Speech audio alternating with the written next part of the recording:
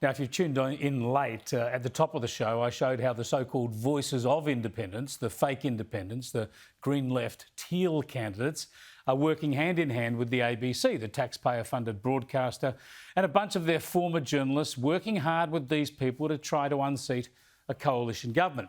As you know, my main criticism of these people is their deception, their lack of honesty with voters. First, they pretend to be independent when they're actually part of a well-funded, highly organised group running the same policies, sharing resources and funding, and behaving exactly like a Green Left political party, only pretending to be centrist independents.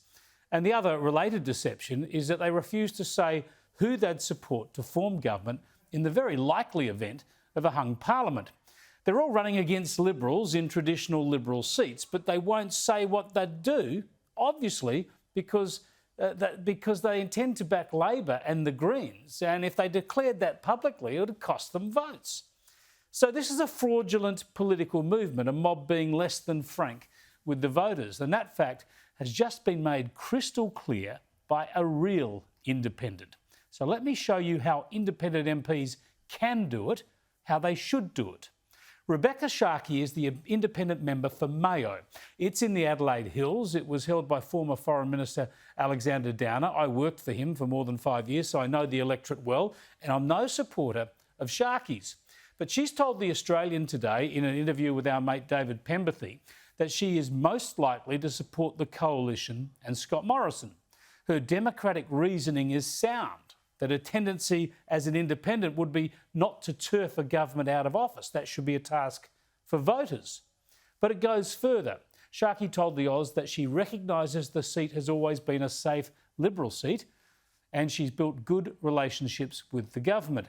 She says, importantly, that her community would expect her naturally to go to the government first, with her pretty long list of policies, her shopping list of policies, including a federal ICAC, Murray River water deals and housing affordability issues.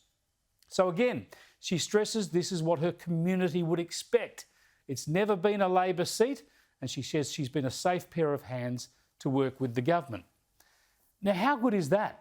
An independent recognising her role, being open and upfront with voters, recognising the political leanings of her community and, crucially, respecting their views. Now, there's no rock-hard promise. There can't be. We could be entering a period of the unknown. But I dips my lid to Sharkie. She recognises the democratic process and the expectations, and she's being honest with voters. This is how open, honest and accountable independent politicking should work. This is a clear lesson to the fake independents. This is the level of honesty they should display. Instead, they pretend to be neutral and undecided, and they aim to install a Labor-Greens government.